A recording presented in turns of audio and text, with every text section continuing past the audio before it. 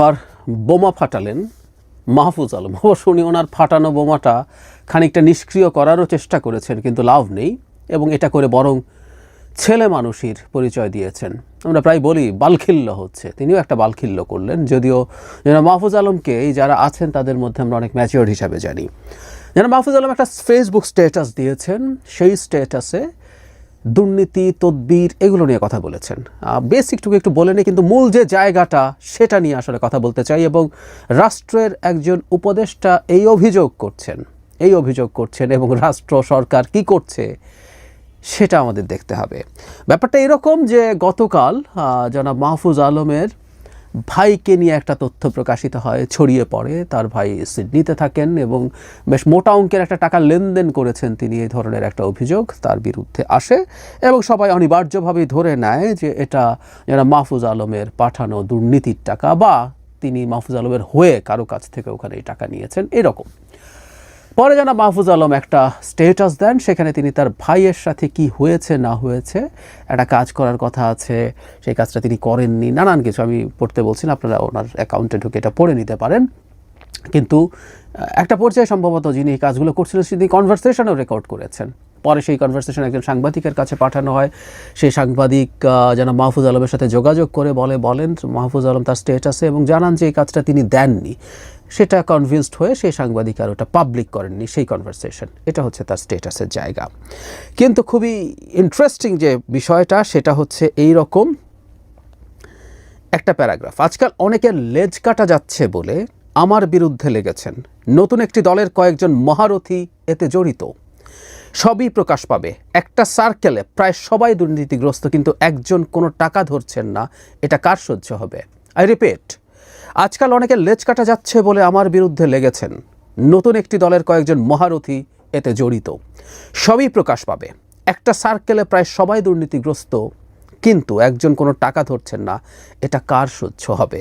পরে তিনি এখানে একটি নতুন দলের জায়গায় বিভিন্ন দলের এটা এডিট করেছেন। এটাই বালখিল্য, এটাই ছেলে মানুষই।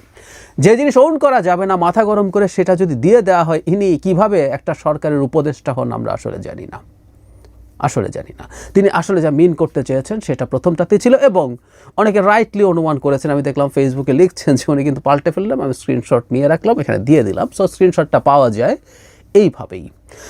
এখন গুরুতর প্রশ্ন হচ্ছে, একজন উপদেষ্টা জানেন একটা নতুন দল, আমরা খোলাখুলি বলি একটা নতুন দল বলে উনি কাকে বোঝাচ্ছেন? যে কেউ নানান রকম ধানাই পানাই করতে পারেন। গত বেশ কিছু দিনে পোস্ট 5 অগস্ট অনেকগুলো রাজনৈতিক দল তৈরি হয়েছে, কিন্তু টাকা কারা ধরছেন, কারা টাকা কামানোর মতো জায়গায় আছেন সেটা আমরা বুঝতে পারি। এটা এনসিপি, খোলাখুলি যদি বলে ফেলি। তাহলে এই দলের অনেকে করছেন এবং একটা সার্কেলের প্রায় সবাই দুর্নীতিগ্রস্ত, কিন্তু একজন টাকা ধরছেন না। মানে উনি ওই সার্কেলের প্রায় সবাইকে দুর্নীতিগ্রস্ত এই অভিযোগ করছেন। মানে মাহফুজ আলম জানেন তারা দুর্নীতিগ্রস্ত। এখন একজন সরকারের অংশ, টেকনিক্যালি ধরে নেই উনি এনসিপির কেউ নন, যদিও মাহফুজ আলম এনসিপির সাথে কীভাবে জড়িত এগুলো চোখ কান খোলা রাখা মানুষ খুব ভালো মতো জানেন। তাদের নেতাদের সাথে কোথায় বৈঠক করেন, কী হয়, কোথায় কীভাবে বৈঠক করেন, কীভাবে বুদ্ধি পরামর্শ দেন, কীভাবে ট্রেনিং দেন, কীভাবে এনসিপির একজন হয়ে অন্যদের সাথে বসেন, এগুলো অনেকেই জানে। তারপরও এগুলো যেহেতু পাবলিক ডকুমেন্ট নেই, আমি এটা সরিয়ে রেখে বলছি। ধরে নিলাম তিনি আলাদা, তো যদি আলাদা হয়ে থাকেন তিনি তো সরকার, তিনি অন্তর্বর্তী সরকার। তাহলে একটা দলের এত নেতার বিরুদ্ধে তিনি দুর্নীতির কথা জানেন, এই অভিযোগ তার তথ্য তার কাছে আছে, তাহলে তিনি কি করছেন? তিনি তার সরকারকে নিয়ে কি করছেন? সরকারের দিক থেকে তারা ব্যবস্থা কেন নিচ্ছেন না? আবারও সেই সোকল্ড দুদকের কথা বলে, ওটা সোকল্ড দুদক আসলে এখনও একই জায়গায় আছে। দুদক যখন একজন উপদেষ্টার মুখ থেকে, একজন উপদেষ্টার স্টেটাস থেকে এরকম একটা তথ্য পেলেন, দুদক কি করলেন? দুদকের তো উচিত জনাব মাহফুজ আলমকে ডেকে মাহফুজ আলমের কাছ থেকে তথ্য নেওয়া, যে কে কে দুর্নীতি করছে বলে আপনি জানেন, কার বিরুদ্ধে অভিযোগ আছে বলে জানেন, কী অভিযোগ আছে বলে জানেন, সেসব তথ্য, তারপর তাদের বিরুদ্ধে তদন্ত শুরু করা। কিন্তু হবে না এগুলো কিছুই।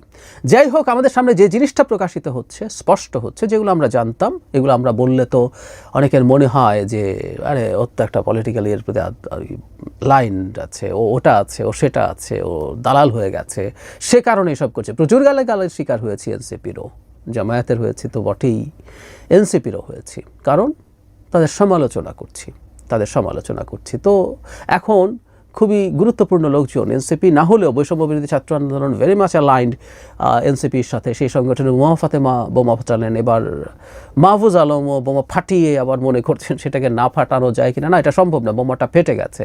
সো মাহফুজ আলমও করছেন। এখন এনসিপির মানুষজন কি বলবেন? অথবা এনসিপি, উনি যেহেতু নাম তোলেন না, এনসিপিটা গায়ে হয়তো মাখবে না, কিন্তু এই সমাজে এই সব শব্দের বাক্যের খেলা দিয়ে এগুলো লুকিয়ে রেখে এগুলো ধামাচাপা দিয়ে আসলে কোনো লাভ হবে না। আবারও বলছি, সরকারের উচিত, ডক্টর ইউনূসের উচিত অতি দ্রুত যেন মাহফুজ আলম যা বলেছেন সেটার সারবত্তা খুঁজে বের করার চেষ্টা করা এবং সেটা থেকে তদন্ত করা, তদন্তের জন্য দুদককে নির্দেশ দেওয়া। দুদক অবশ্য স্বাধীন, দুদক নিজেই এই কাজটা করতে পারে, দুদকেরই নিজের থেকে করা উচিত। কিন্তু দিনের শেষে যে বললাম করা উচিত, ডক্টর ইউনূসের চাপ দেওয়া উচিত, এগুলো কিছুই হবে না। জনগণের সামনে প্রকাশিত হচ্ছে, এটা খুবই ইম্পর্ট্যান্ট। ঘর থেকে যখন এইসব অভিযোগ আসে জনগণ বুঝবে আসলে জুলাইকে কেন্দ্র করে কিছু কিছু মানুষ কি পরিমাণ ধান্দাবাজির দোকান খুলেছে। বিএনপির সর্বোচ্চ নেতৃত্ব তার তৃণমূলকে সামলাতে পারছে না। দীর্ঘদিন থেকে আমরা এই পরিস্থিতি খেয়াল করেছি। সর্বোচ্চ নেতৃত্বের আন্তরিকতার প্রমাণ তারা অনেক ক্ষেত্রে দিয়েছেন, কিন্তু আসলে খুব বেশি ফলপ্রসূ হয়নি। এবং গতকাল একটা খবর আমাদের সামনে আসলো, একটা বিভৎস খবর, এবং এরকম ঘটনা যদি চলতে থাকে ছোট বড়, গতবারেরটা অনেক বড়, তাই এটা নিয়ে একটু কথা বলতে চাই। ছোট, খুব ছোট না, আসলে বাংলাদেশের মানদণ্ডে হয়তো আমাদের এক ধরনের গা সওয়া আছে বলে ছোট বলছি, কিন্তু ওগুলো ছোট ঘটনা না। এভাবে ক্রমাগত ঘটনা ঘটতে ঘটতে মানুষের অভিশাপ কামাচ্ছে বিএনপির এই তৃণমূল নেতৃত্বকর্মী, এবং দিনের শেষে এটা দলের উপরে প্রভাব পড়বে, পুরো ছারখার হবে, এই পরিস্থিতি আছে। এবং বিএনপির মতো একটা দল এই দিকে যাওয়া রাষ্ট্রের জন্যই ঝুঁকিপূর্ণ, শুধু বিএনপির জন্য না, আমাদের এই রাষ্ট্রের জন্যই খুবই ঝুঁকিপূর্ণ। সেই প্রসঙ্গে আসবো, কেন বলছি কথাগুলো। নারায়ণগঞ্জে একটা ঘটনা ঘটেছে। এক ভদ্রলোক তার দোকান দখল করে বানানো বিএনপি কার্যালয়ে থেকে তাকে ভাড়া দেওয়া হচ্ছিল না, তিনি সে ভাড়া চাইতে গিয়েছিলেন। সে চাইতে যাওয়ার পর তাকে পিটিয়ে মেরে ফেলা হয়েছে। ঘটনাটা এরকম যে 3টা পাশাপাশি দোকান, এই রিপোর্টেই আছে, দখল করে বিএনপির কার্যালয় বানানো হয়েছে, এবং সেখানে যিনি মারা গেছেন তার একটা দোকান এবং তার ভাইয়ের 2টো দোকান। কোনো কারণে তার ভাইকে দেয়া হতো, মানে চাঁদা, মানে ভাড়া দেয়া হতো, কিন্তু যিনি হত্যাকাণ্ডের শিকার হয়েছেন মোহাম্মদ জাহাঙ্গীর, তাকে ভাড়া দেয়া হচ্ছিল না। তিনি এরপর ভাড়া চাইতে যাওয়ার পর সম্ভবত কিছুটা বাকবিতণ্ডা হয়, তাকে পেটানো হয়, উনি ওখানেই মারা যান। হসপিটালে যখন নেওয়া হয় তাকে মৃত ঘোষণা করা হয়, তার মাথায় গভীর ক্ষতের চিহ্ন আছে। কোনো একটা জায়গায় দেখলাম এই রিপোর্টের মধ্যেই যে কোনো একটা জায়গায় তাকে আবার বিএনপির একজন সদস্য হিসাবেও, কোনো একটা অঙ্গ সংগঠন বা সহযোগী সংগঠনের সদস্য হিসাবেও দেখানো আছে, তার পরিবার আবার সেটা স্বীকার করছে না। ঘটনা যেটাই হোক না কেন, আরও তথ্য আছে, এবং আমি ধারণা করি যে বিএনপির দিক থেকে হয়তো এগুলোও বলা হবে যে মূল হত্যাকাণ্ডে যিনি নেতৃত্ব দিয়েছেন তিনি এই মুহূর্তে কোনো পদে ছিলেন না, কিন্তু আরবিট্রারিলি এসে 3টা দোকান দখল করে বিএনপি কার্যালয় বানিয়ে ফেলা যায়। মজা, মগের মুল্লুক। শেখ হাসিনার সময় আমরা যেভাবে বলতাম, এটা মগের মুল্লুকের মতো মনে হবে আমাদের কাছে। এসে আমি টানিয়ে দিলাম, এবং এই রিপোর্টে আছে তারা এটা স্বীকারও করছেন যে তারা এখন এটা ছেড়ে দেওয়ার চিন্তা করছিলেন, মানে তাদের বাবার তালুক তারা এসে দখল করেছে, আবার এখন মনে হচ্ছে দয়া করে ছেড়ে দেব, মানে মানুষের দোকান দখল করে বানিয়ে ফেলাবো এবং ভাড়াও দেব না, এই রকম পরিস্থিতি আছে। আমি জানি আমাকে অনেকে আমার মন্তব্যে প্রচুর লেখেন যে বিএনপির চাঁদাবাজি নিয়ে আমি কথা বলি না কেন। আমি প্রচুর কথা বলি, আসলে আপনারা না জেনেই লেখেন এগুলো। প্রচুর প্রচুর প্রচুর ভিডিওতে, টকশোতে আমি এটা নিয়ে কথা বলেছি, কিন্তু আমি একটা জিনিস আবার এটাও মনে করি, খুব স্পষ্টভাবে মনে করি, বিএনপির যে লোয়ার টায়ারের লোকজন চাঁদাবাজি করছে, এটা এই মুহূর্তে বাংলাদেশের মেজর ক্রাইসিস না। সুতরাং এটা নিয়ে সকাল বিকাল যারা কথা বলেন তাদের সাথে সেই দলে আমি নই। বাংলাদেশে এই মুহূর্তের মেজর ক্রাইসিস হচ্ছে একটা ইলেকশন হওয়ার পরিস্থিতি তৈরি করা, এবং তার চাইতেও জরুরি কথা, সম্ভবত আমি যেটা আলাদাভাবে কথা বলবো, জরুরি কথাটা হচ্ছে বাংলাদেশে একটা ডানপন্থার উত্থান ঘটার সম্ভাবনা দেখা যাচ্ছে। র্যাডিক্যাল রাইট তো আছেই, যারা নির্বাচনই মানে না, নির্বাচনী ব্যবস্থায় একটা ডানপন্থার উত্থান আমরা দেখছি, অন্তত তারা জোট বাঁধছে। এটাকে গণতান্ত্রিকভাবেই ফাইট করা দরকার বলে আমি মনে করি, কারণ আমি কোনো রাজনৈতিক দলের সদস্য নই, কিন্তু আমি রাজনৈতিক মতাদর্শ আছে আমার, আমি একজন মধ্যপন্থী মানুষ, বহুবার বলেছি। সুতরাং any form of identity politics আমি ডিসকার্ড করি, আমি লেফটও ডিসকার্ড করি, রাইটও ডিসকার্ড করি, এবং আইডেন্টিটি পলিটিক্স আমি ভীষণভাবে সমালোচনা করি ভারতের বিজেপি এবং মোদির। ঠিক একই কারণে বাংলাদেশেও কোনো আইডেন্টিটি পলিটিক্স আমি আসলে গ্রহণ করি না। সেই পয়েন্ট অফ ভিউ থেকে এটাকে পলিটিক্যালি ফাইট করে, এবং এটা আমাদের জন্য একটা গুরুত্বপূর্ণ জরুরতের হয়ে আমাদের সামনে হাজির হয়েছে।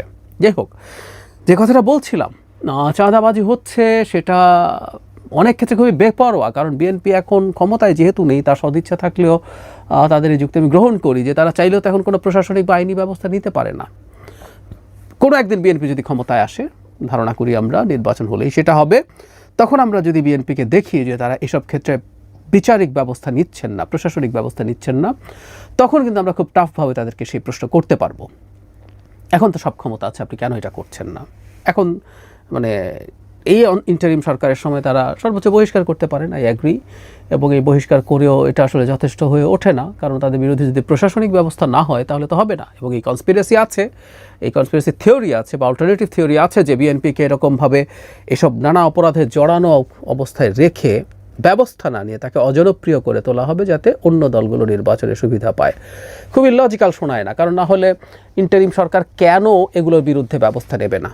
তাকে আমরা পুষিত এসবের বিরুদ্ধে ব্যবস্থা নেওয়ার জন্য। আমরা দেখতাম যে বিএনপির লোকজনকে যদি চাঁদাবাজির অভিযোগে ধরপাকড় করার পর বিএনপির পক্ষ থেকে কোনো নেগেটিভ অ্যাটিটিউড দেখানো হচ্ছে, উই আর দেয়ার, আমরা এটা নিয়ে কথা বলতাম। কিন্তু না, আমরা সরকারের দিক থেকে তেমন কিছু দেখছি না। যাই হোক, দিনের শেষে বিএনপির লোকজনকেই আসলে তাদের এইটার যদি সরকার নাও করে, তাদের অজনপ্রিয় হয়ে যাওয়ার মাসুল তাদেরকে দিতে হবে।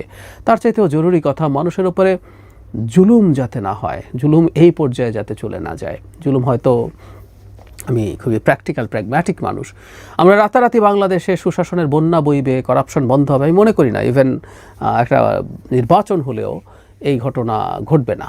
এটা ধাপে ধাপে ধীরে ধীরে আমরা উন্নত হব, কিন্তু আমি বিশ্বাস করি যে এখনকার চাইতে পরিস্থিতি অনেকটা ভালো হবে। এই নির্বাচনের মধ্যে এটা হবে, পরেরটাতে এরকম হবে, তারপরের 5 বছরে হবে, এভাবেই আসলে ধাপে ধাপে এগোবো। কারণ আমাদের সমাজ যে পরিমাণ অপরাধ এবং দুর্বৃত্তকে প্রশ্রয়দানকারী সমাজে পরিণত হয়েছে, সেই সমাজ পরিবর্তন হতে হবে। শুধু রাষ্ট্রের উপরই স্তরে কিছু পরিবর্তন, কিছু পদক্ষেপ নিলে আসলে হয় না।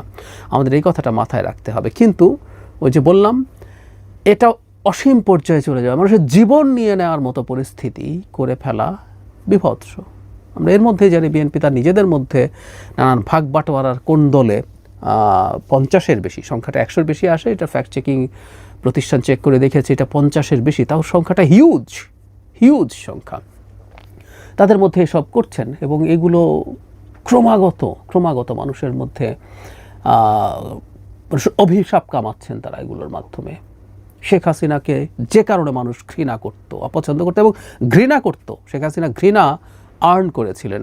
আমি দ্য প্রিন্সের এক্সাম্পল দিয়ে, ম্যাকিয়াভেলি দ্য প্রিন্সের এক্সাম্পল দিয়ে বলেছিলাম সেই বিখ্যাত উক্তি যে তুই যদি ভালোবাসা এবং ভয় দুটোই অর্জন করতে না পারো কারো, তাহলে অন্তত ভালোবাসার তুলনায় ভয়টা প্রেফার করো।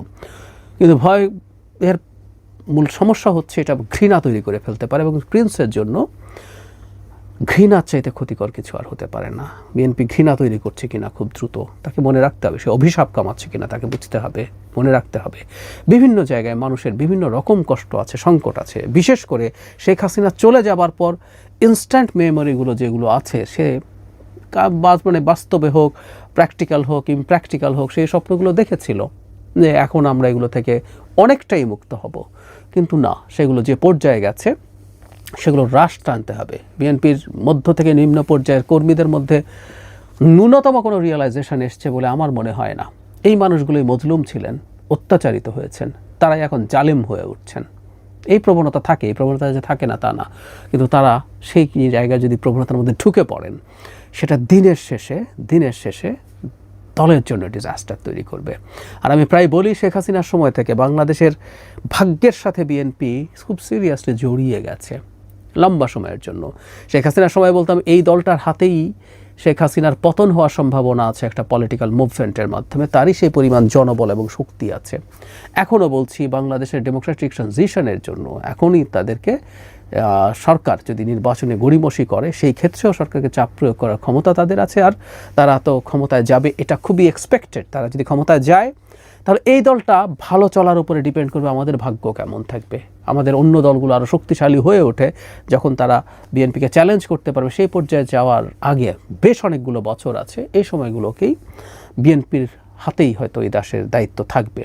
সেটা যদি সত্য হয়ে থাকে, বিএনপিকে ভালো হতে হবে, বিএনপিকে মোটা দাগে, আমি এক্সপেক্ট করছি না বিএনপির কেউ চাঁদাবাজি করবে না, সরি, করবে। বিএনপির পর্যায়ে শক্তিশালী দল হলে অনেকেই করতো, এটা মোটামুটি নিশ্চিত থাকতে পারি আমরা। যাই হোক, এটা করে ফেলবে, বন্ধ হয়ে যাবে তা বলছি না, আমরা বন্ধ হওয়াটা এক্সপেক্ট করি, কিন্তু রাতারাতি এটা হবে না। কিন্তু সেইখানেও কোন কোন জায়গায় কতটুকু তাদের দিক থেকে সতর্কতা আছে, কার উপরে জুলুম করছে এবং মানুষের জীবন নিয়ে নিচ্ছে, এই পরিস্থিতিগুলো আসলে খুব খুব মনোযোগের সাথে দেখতে হবে। এবং বিএনপির সর্বোচ্চ পর্যায়কে শুধুমাত্র কঠোর স্টেপ না, কঠোর স্টেপ তো আছে, আমি জানি না যথেষ্ট পরিমাণ বার্তা পৌঁছানো, কাউন্সেলিং করা হচ্ছে কিনা আমি জানি না। 5 আগস্ট পরবর্তী সময়ে বাংলাদেশ সোনার বাংলাদেশ হয়ে যাবে বলে অনেকে মনে করেন, যাবতীয় সংস্কার টংস্কার করে ফেলে বাংলাদেশকে ইউরোপ আমেরিকার মতো একটা অসাধারণ উদার গণতান্ত্রিক দেশে পরিণত করবো ইত্যাদি ইত্যাদি। যারা মনে করেন, আমার এটাকে স্টুপিডিটি মনে করে, আই রিপিট, আমি এটাকে স্টুপিডিটি মনে করি। কিন্তু এটাও সত্য, 5 আগস্ট আর আগে শেখ হাসিনা যা যা করেছেন, আওয়ামী লীগের র্যাঙ্ক অ্যান্ড ফাইলরা যা যা করেছেন, বিএনপির র্যাঙ্ক অ্যান্ড ফাইলও তাই করবেন, এটা মানুষ কোনোভাবেই মনে করে না, এটা কোনোভাবে মানুষ নেবে না। মানুষ অভিশাপ দেবে, অভিশাপ দিচ্ছে, এই অভিশাপে বিএনপির কর্মীরা পড়বেন, তারা এই সতর্কতাটা মাথায় রাখবেন।